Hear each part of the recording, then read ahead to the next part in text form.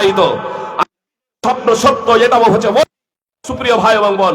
ইব্রাহিম আলাইহিস সালামের চতুর্পার্শ্বে যখন যে ছেলেগুলো বসেছিল কচিকাচারা, তাদের প্রসঙ্গে যখন জিজ্ঞেস করেছিলেন মুহাম্মদ সাল্লাল্লাহু আলাইহি সাল্লাম, জিবরিল এবং মিকাইল আলাইহিমাস সালামকে, 1386 নম্বর হাদিসে সহিহ বুখারীর এখানে এই ফেরেশতার নাম রয়েছে। সুপ্রিয় ভাই এবং বোন, দুইজন ফেরেশতাকে যখন জিজ্ঞেস করলেন, সেই দুইজন ফেরেশতা মুহাম্মদ সাল্লাল্লাহু আলাইহি সাল্লামকে বলেছিলেন এরা হচ্ছে যারা ফিতরাতের উপরে মৃত্যুবরণ করেছে তারা। তো সাহাবায়ে কেরাম জিজ্ঞেস করলেন যে আওলাদুল মুশরিকিন, মানে সাহাবায়ে কেরাম প্রথম পর্যায়ে ফিতরাতের উপরে মৃত্যু বলতে শুধু মুসলিম ছেলেদের ধরেছিলেন। তো জিজ্ঞেস করলেন সাহাবায়ে কেরাম আওলাদুল মুশরিকিন, তো মুহাম্মদ সাল্লাল্লাহু আলাইহি সাল্লাম বলছেন ওয়া আওলাদুল মুশরিকিন, মুশরিকদের সন্তান সন্ততিও। ইব্রাহিম আলাইহিস সালামের চতুর্পার্শ্বে যারা যে বসে আছেন তারা হচ্ছে সেই সমস্ত কচি কাঁচা ছোট অবস্থায়, কচি অবস্থায় যারা মৃত্যুবরণ করেছে। তো মুসলিম ঘরে জন্ম হোক বা অমুসলিম ঘরে জন্ম, কচি অবস্থায় যারা মারা যাবে তারা ইনশাআল্লাহ জান্নাতে যাবে। সুপ্রিয় ভাই ও বোন, এখন আমরা সাবালক সাবালিকা হয়ে গেছি, আমরা এখন সাবালক সাবালিকা হয়ে গেছি, আমরা এখন বড় হয়ে গেছি। আমরা যদি এই কালেমায়ে শাহাদাত বুঝে সেই অনুযায়ী না চলি, তাহলে মুসলমান ঘরে জন্মগ্রহণ করা সত্ত্বেও ওই ইহুদি খ্রিস্টানের মতো হয়ে আমাদেরকে মৃত্যুবরণ করতে হবে। আমরা কোনোদিনই জান্নাতে যেতে পারবো না। সুপ্রিয় ভাই এবং বোন, আমাদের ঈমান এবং ইসলাম বিনষ্ট হয়ে যদি আমরা মৃত্যুবরণ করি, এজন্য আমাদের ঈমানকে জানতে হবে, আমাদের ইসলামকে জানতে হবে। সুপ্রিয় ভাই এবং বোন, কথা টাইম যেহেতু এরকম বেশি নেই, আবার একটা প্রশ্ন এসে আছে বলছেন ভাই সাহেব, তো আমি আর শুধু কয়েক মিনিট আপনাদের কাছে কথা নিয়ে নিচ্ছি, তারপর আমি প্রশ্ন যাব। সুপ্রিয় ভাই এবং বোন, কথা একটু মনোযোগ দিয়ে শুনবেন, কথা একটু মনোযোগ দিয়ে শুনবেন। যদি জান্নাতে যেতে চান সুপ্রিয় ভাই এবং বোন, স্কুল কলেজ ইউনিভার্সিটিতে ইসলামটা জানতে পারবেন তো? কি বলছেন, পারবেন না? স্কুল কলেজ ইউনিভার্সিটিতে অধ্যয়ন করে পড়ে আপনি জানতে পারবেন না। খুব ভালোভাবে জেনে রাখুন, আপনি যতই ডিগ্রি অর্জন করুন না কেন, যতই দুনিয়াবি ডিগ্রি অর্জন করুন না কেন, আপনি পশু হিসাবে তৈরি হবেন, মানুষ হতে পারবেন না প্রকৃত। ইদানিং কালে একজন সরকারি চাকরিজীবী, যে মুসলমান সরকারি চাকরিজীবী, তার বাপকে ভাত দেয় না, তার মাকে ভাত দেয় না, শেষ পর্যন্ত হাইকোর্টের উকিল সে কোরআনের আয়াত তেলাওয়াত করে তাকে শোনাচ্ছে যে এটা আল্লাহর নির্দেশ, মা বাপকে ভাত দিতে হবে। তো এটা যে তার শুধু ছেলের দোষ, তাই দোষটা তো আগে তার মা বাপেরই। ব্যতিক্রম আছেন কিছু মা বাপ, যে ছেলে বদমাশ হয়ে যাচ্ছে, তার মা বাপ যদি ইসলামের বুনিয়াদী শিক্ষাটা দিত। আপনি স্কুল কলেজ ইউনিভার্সিটিতে পড়ান, আপনার ছেলেকে আপনি ডাক্তার করুন, প্রধানমন্ত্রী বানান, রাষ্ট্রপতি বানান, বিচারক বানান, ব্যারিস্টার করুন, সুপ্রতিষ্ঠিত ব্যবসায়ী করুন, কিন্তু তাকে প্রথমত ইসলামের মৌলিক জ্ঞানটা শিক্ষা দিন। সুপ্রিয় ভাই এবং বোন, আমি বলছি না আপনার ছেলে মেয়েকে প্রত্যেকেই কোরআনের হাফেজ এবং মুহাদ্দিস বানাতে হবে, আপনাকে কোরআন এবং সুন্নাহর মৌলিক জ্ঞানটুকু আপনাদের দিতেই হবে। সুপ্রিয় ভাই এবং বোন, এটা প্রত্যেক মুসলিমকে শিখতে হবে, এটা অপরিহার্য। নবী সাল্লাল্লাহু আলাইহি সাল্লাম ফরজ করে দিয়েছেন, মুহাম্মদ সাল্লাল্লাহু আলাইহি সাল্লাম বলেছেন তালাবুল ইলমি ফারিদাতুন আলা কুল্লি মুসলিম, প্রত্যেক মুসলিমের জন্য জ্ঞান অর্জন করা অপরিহার্য কর্তব্য। এখানে যে জ্ঞান অর্জনের কথা বলা হয়েছে, এটা দুনিয়াবি জ্ঞান না, পার্থিব জ্ঞান না। আমি আধুনিক শব্দটা লাগাচ্ছি না এজন্যই যে পবিত্র কোরআন থেকে, ইসলাম থেকে আধুনিকতা আর অন্য কিছু না। 1400 বছর আগে যেমন প্রাসঙ্গিক ছিল, বর্তমানেও প্রাসঙ্গিক, ভবিষ্যতেও প্রাসঙ্গিক। এতে কোনো মিথ্যা নেই, এতে কোনো ভেজাল নেই, এতে কোনো সন্দেহ নেই। বিস্তারিত সময় নেই, নইলে কিছু আমি ওই প্রসঙ্গে আলোচনা করতাম। আমি শুধু আপনাদের এতটুকু বলতে চাই, পার্থিব শিক্ষা বা দুনিয়াবি যে শিক্ষা, এই শিক্ষা আপনি শিখুন, কোনো সমস্যা নাই। তবে তালাবুল ইলমি ফারিদাতুন আলা কুল্লি মুসলিম, যে নবী সাল্লাল্লাহু আলাইহি সাল্লাম বললেন, এটা সহিহুল জামি হাদিস নম্বর 3913-14। এই শিক্ষা বলতে এখানে সেই সব শিক্ষা, যে শিক্ষাটা প্রত্যেক মুসলিমের দৈনন্দিন জীবনে অপরিহার্য কর্তব্য, এর জন্য আমাদের শিখতে হবে। আর এর জন্য এই মাদ্রাসাগুলো রয়েছে, এই মাদ্রাসাগুলোকে আমাদের টিকিয়ে রাখতে হবে, এই মাদ্রাসাগুলোকে আমাদের বাঁচিয়ে রাখতে হবে। সুপ্রিয় ভাই এবং বোন, এই মাদ্রাসা আমাদের টাকা, মাঝে মাঝে এক শ্রেণীর মানুষ আছে আপনার বিভেদ সৃষ্টি করার লক্ষ্য এবং উদ্দেশ্যে, বিভেদ সৃষ্টি করার লক্ষ্য এবং উদ্দেশ্যে, এবং মুসলিমদেরকে বঞ্চিত করার লক্ষ্য এবং উদ্দেশ্যে ধর্মীয় শিক্ষাকেও বন্ধ করার জন্য তারা পায়তারা করছে। কিছুদিন আগে ঘোষণা দিয়েছিল মাদ্রাসা যত আছে বন্ধ করে দিতে হবে। মাশাআল্লাহ, সুপ্রিম কোর্ট সিদ্ধান্ত দিয়েছে, ফাইসালা শুনিয়ে দিয়েছে, না ধর্মীয় কোনো প্রতিষ্ঠান বন্ধ করা যাবে না।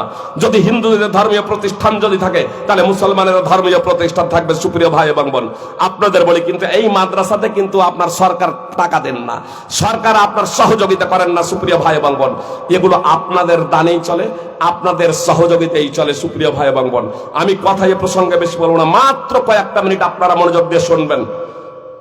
আপনারা শুনেছেন কোরআন এবং হাদিসে অনেক দলিল আছে, আমি বলছি না, আমার পরবর্তী আলোচক আসবেন, তারা বলবেন। আমি শুধু একটা কথা বলে দিই, নবী সাল্লাল্লাহু আলাইহি সাল্লাম বলেছেন, মা নাকাসাত সাদাকাতুম মিন মাল, দান করলে সম্পদ কমে না। এখন আপনি বলবেন, ফাইজি সাহেব কি বলছেন, পকেটে 10,000 ছিল, 5,000 দিয়েছি, তার 5,000 আছে, 5,000 কমেছে না কমে নেই? কি বলছেন? দান করলে সম্পদ কমে না, সহিহ মুসলিমের হাদিস। সুপ্রিয় ভাই এবং বোন, এটাই চূড়ান্ত বাস্তব। তাহলে কিভাবে সম্পদ বৃদ্ধি হয় আপনি বুঝতে পারবেন না। সুপ্রিয় ভাই এবং বোন, কিভাবে আপনার সম্পদ, আপনার হয়তো অসুখ হতে যাচ্ছিল। ইদানিং একটা কথা বলি, নয়ডা, গ্রেট নয়ডাতে আপনার একদম কারেন্ট ঘটনা, আনন্দবাজার পত্রিকা আজকে দেখবেন, আমি মানে লাইভ পড়েছি, কালকেই আমি পড়েছি, আজকের বা কালকের আপনার আনন্দবাজার পত্রিকা দেখবেন, যেহেতু আমি কালকেই লাইভ পড়েছি। সুপ্রিয় ভাই এবং বোন, আনন্দবাজার পত্রিকাতে কেউ যদি দেখবো মনে করেন, আমি সেটা শেয়ার করে রেখেছি। বাম চোখের সমস্যা, অনবরত জল ঝরে, হাসপাতালে নিয়ে গেলেন, ডাক্তার দেখালেন, ডাক্তার এরকম রিপোর্টিং করলেন, রিপোর্টিং এর পরে পরীক্ষা নিরীক্ষার পরে বললেন যে চোখের ভিতরে একটা প্লাস্টিক জাতীয় কোনো কিছু যেন আটকে আছে, সে কারণে অনবরত জল ঝরছে। কি করতে হবে? অপারেশন করতে হবে। ভর্তি করলেন, লাগবে 45,000 টাকা। 45,000 টাকায় অপারেশন করার জন্য। অপারেশন করেছেন বাম পা, অপারেশন না করে অপারেশন করেছেন ডান চোখ। অপারেশন করার কথা বাম চোখ, অপারেশন করেছেন ডান চোখ। সুপ্রিয় ভাই এবং বোন, জি, ব্যাপক আন্দোলন, ব্যাপক আপনার ইয়ে হয়েছে, বলছে পুলিশ কেস ডায়েরি নিয়েছেন, বলছে ঠিক আছে তদন্ত করা হচ্ছে।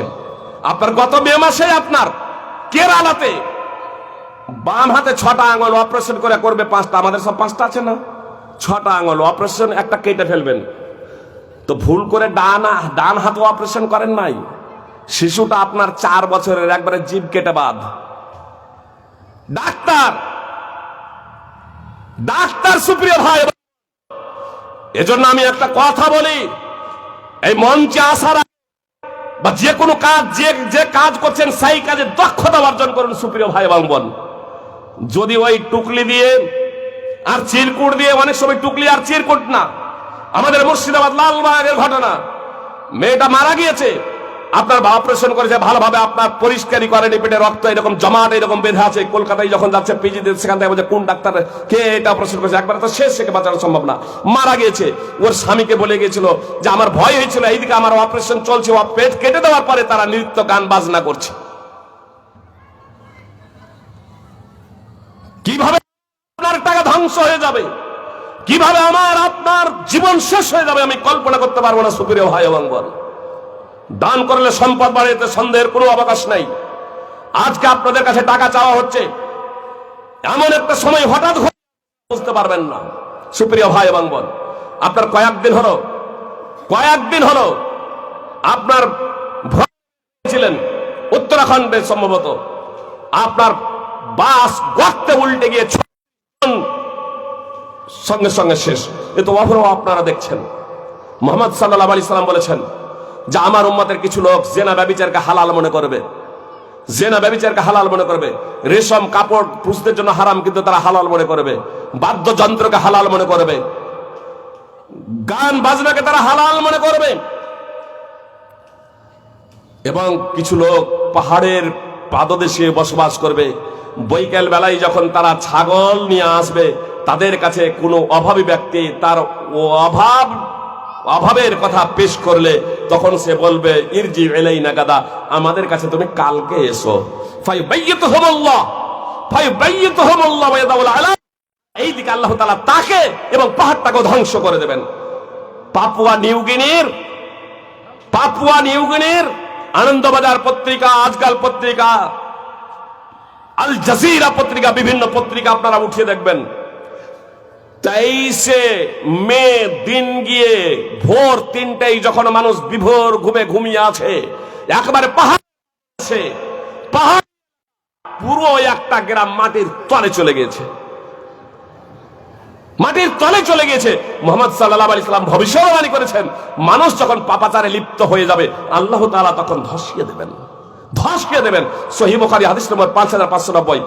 আপনার সাইদুর রহমান সালাফি হাফিজাহুল্লাহ এখানে আছেন, তাকে বলছিলাম একটা কথা যে শেখ এক ভাই শ্রীমন্তপুর আপনার মাদ্রাসায় জালসায় আমি যাচ্ছিলাম, দিয়ে যে ভাই নিয়ে যাচ্ছিলেন ইটাহার থেকে তিনি আমাদেরকে দেখেছিলেন যে এখানে এই যে চাটাইয়ের বাড়িগুলো দেখছেন, টিনের বাড়ি দেখছেন, টালির বাড়ি দেখছেন, এই যে এই পুকুরের এই কর্নারটা দেখছেন, এখানে দুটো পাকা বড় বাড়ি ছিল। সেই বড় বাড়ি দুটো আপনার ধসে গিয়ে কত যে নিচে গিয়েছে, ডুবারু এসে তার সন্ধান পাই নাই। পুকুরে গিয়েছে, কত দূরে থাকবে, কত দূরে যাবে। তা আমি বললাম যে এই কথাটা যে শুনেছিলাম তো এটা বাস্তব, উনি এখন মসজিদে বিশ্রাম করছেন। তো আমি বলছি যে সেই কথা শুনেছিলাম এটা বাস্তব, বলছে হ্যাঁ এটা বাস্তব। আমরা যে এখানে বসে আছি যে কোনো মুহূর্তে মৃত্যু হয়ে যেতে পারে। এজন্য সুপ্রিয় ভাই এবং বোন, আমি আপনাদের বলতে চাই, যারা এখানে বসেছেন, যারা এখানে এসেছেন, আসছেন, মাদ্রাসাকে ভালোবাসুন, আলেম ওলামাকে ভালোবাসুন। সুপ্রিয় ভাই এবং বোন, একটা আলেমের কারণে 10টা আলেমকে কখনো খারাপ বলবেন না। একটা আলেম অপরাধ করতে পারে, আলেম সব আলেমই 100% ভালো হয়ে যাবে এমনটি না। আপনার আলেমরাও মানুষ, মানুষের ভুল হওয়াটা স্বাভাবিক। এই জন্য ভুল হলে কোনো আলেমের তাকে ধরিয়ে দিন, তার সংস্কার সংশোধন করে দিন। আর একজনের ভুলে আলেমকে আপনি গালি দেবেন না, তাদের সংস্পর্শে আসুন, তাদের কাছ থেকে ইসলামটাকে জানুন, তাদের কাছ থেকে ইসলামটাকে বুঝুন।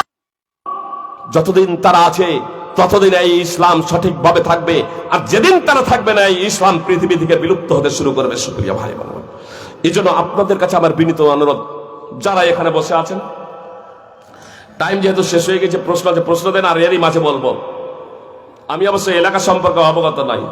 কতক জায়গায় দেয় 1 লাখ টাকাও দেয়, 50,000 টাকাও দেয়, 10,000 20,000, এগুলো তো কমন বিষয়। সুপ্রিয় ভাই বোন, আমার অবশ্য অবস্থায় এসব সম্পর্কে অবগত নয় আমি সার্বিকভাবে। 10,000 টাকা দেবেন, এই ধরনের ব্যক্তি এখানে আছেন? যে 10,000 টাকা খুব বেশি নয়, 2-4 মিনিট আমি শুধু আপনারা 10,000-এর জন্য দাঁড়ান। টাকা বের কত ভয় লাগছে না? দান করলে সম্পদ কমে না, এটাই চূড়ান্ত বাস্তব। সুপ্রিয় ভাই এবং বোন, এটা আপনার জন্য জমা থাকবে। আপনি নিয়ত করুন আপনার আব্বা আম্মার জন্য। ও আব্দুল আলিম, টাকা কত? এটা 10। আল্লাহুম্মা সাল্লি আলা আলে, কি নাম বললেন? আল্লাহুম্মা আব্দুল আলিম, আল্লাহুম্মা সাল্লি আলা আলে, নাম যখন এই যখন হচ্ছে আব্দুল আলিম, তো আল্লাহুম্মা সাল্লি আলা আলে আব্দুল আলিম।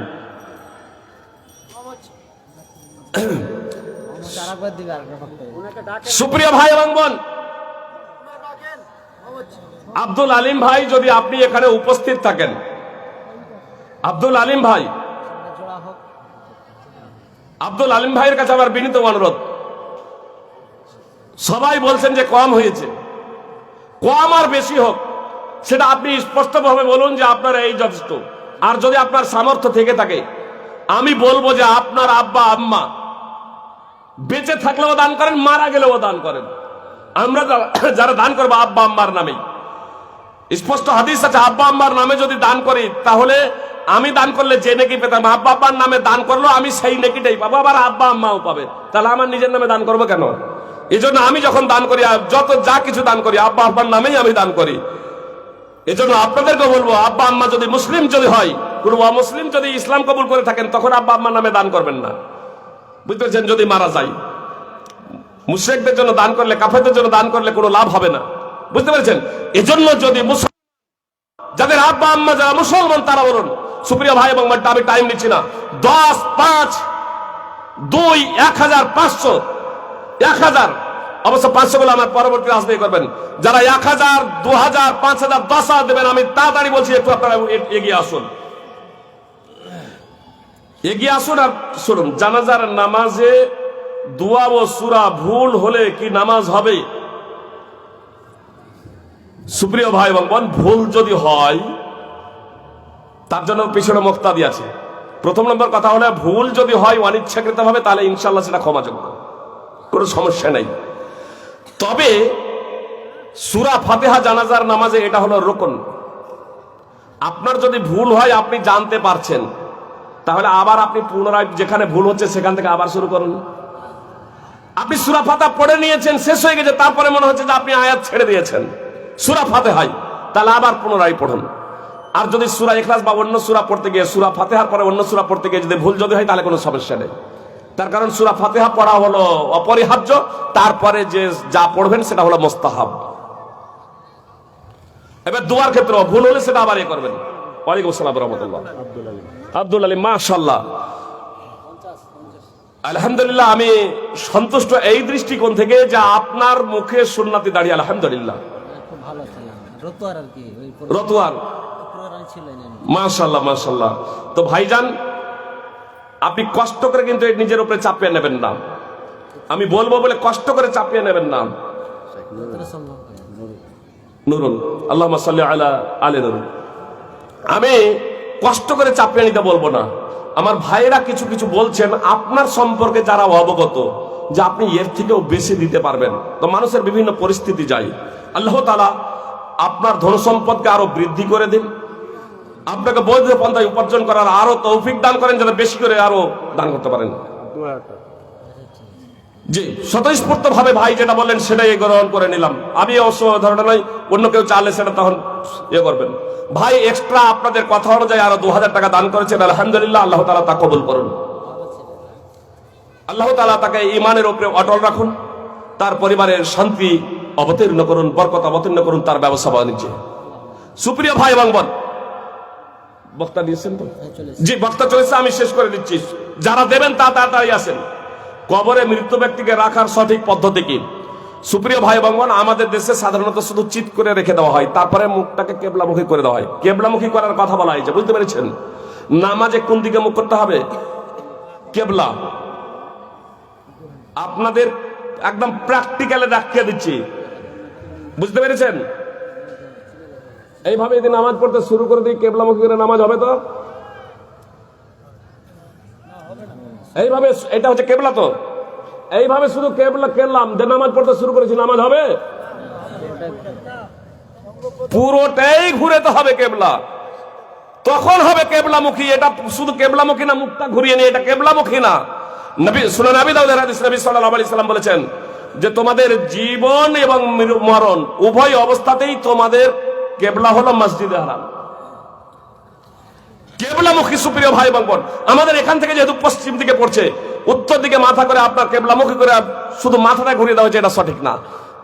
পুরো বডি, তো বলবেন যে এইভাবে পুরো যদি কাত হয়ে, এই জন্য আল্লাহ রাসূল সাল্লাল্লাহু আলাইহি ওয়াসাল্লাম ঘুমাতো না আপনার কাত হয়ে, ডান কাঁধে। বলবেন যদি পুরো যদি ডান কাঁধে যদি শোয়ানো যদি হয়, মেয়েতকে যদি ডান কাঁধে পুরো যদি শোয়ানো হয়, তাহলে তো উল্টে পড়ে যাবে আগে বা পিছে। আপনাকে কবরটা সেইভাবে খনন করতে হবে। যে কবর দুই পর্যায়ে করা, বিস্তারিত আলোচনা করছি না। আপনার যেভাবে কবর করুন না কেন, আপনার মেয়েত যেখানে রাখবেন, মনে করেন এটা একটা কবর, অর্ধেকটা, জি, মেয়েত ছোট না বড়, মোটা না পাতলা, এটা দেখে নিয়ে তার বডি অনুযায়ী আপনার আগের দিকটা, আপনার কেবলার মুখের দিকটা একটু নিচা করবেন, পিছন দিকটা থেকে। এবার ওখানে দাঁড় করে দেন, অটোমেটিকলি আপনার পিছনে পড়বে না। বুঝতে পেরেছেন? সহজ। এ কথাই আল্লামা নাসিরউদ্দিন আলবানী রাহিমাহুল্লাহ বলেছেন, এ কথাই আপনার শেখ ইবনুল হুসাইমিন রাহিমাহুল্লাহ বলেছেন, এ কথাই ইমাম ইবনে হাজম রাহিমাহুল্লাহ সহ অন্যান্য মুহাদ্দিস এবং ফকিহগণ বলেছেন। সুপ্রিয় ভাই এবং বোন, এজন্য কেবলামুখী পুরোপুরি আমাদেরকে শোয়াতে হবে। নামাজে দাঁড়াবার সময় পায়ের গোড়ালি সমান করবে না পায়ের উঁচু হাড় সমান করবেন? গোড়ালি তো আপনার পিছনে, আপনার উঁচু হাড় যেটা, এটাও সবারই সমান থাকবে না, কারো মোটা পা, কারো পাতলা পা। আসলে এই রোলারটা, মানে ওই হাড়, পায়ের যেটা উঁচু গোড়ালির যেটা, এই হাড় মিডলে এই রোলারটা প্রত্যেকের সামনে থাকবে, একে অপরের সামনে থাকবে এবং মিলিত থাকবে। বুঝতে পেরেছেন? দাঁড়ানোর সময় যদি কুড়া আঙুল যদি মিলান, তাহলে লাইন আগা পিছিয়ে হবে, পা ছোট বড় আছে। আর পিছনেও যদি মিলাতে যান, তবুও কিন্তু আগে পিছিয়ে হবে। আর এই রোলার প্রত্যেকের যদি রোলালের সামনে, রোলার মানে এই নলা, পায়ের নলার সামনে যদি প্রত্যেকে এই নলা রাখেন, তারপরে কদমের সাথে কদম মিলান, কদমের সাথে কদম মিলানোর কথা এসেছে, গাড়ের সাথে গাড়, তাহলে প্রত্যেকের মিলে যাবে। বুঝতে পেরেছেন? পা ছোট বড় যাই হোক না কেন, ইনশাআল্লাহ তাহলে। আর এটাই হচ্ছে নিয়ম।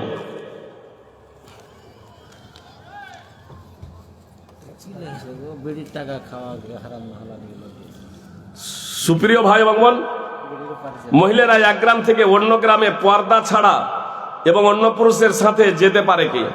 এক তো পর্দা ছাড়া, পর্দা করাটা হচ্ছে অপরিহার্য, বুঝতে পেরেছেন? দ্বিতীয়ত পর্দা ছাড়া, এক তো পর্দা না করার পাপ, আর দ্বিতীয়ত মেহরেম ছাড়া সফর করা দ্বিতীয় পাপ, সেটা বৈধ না।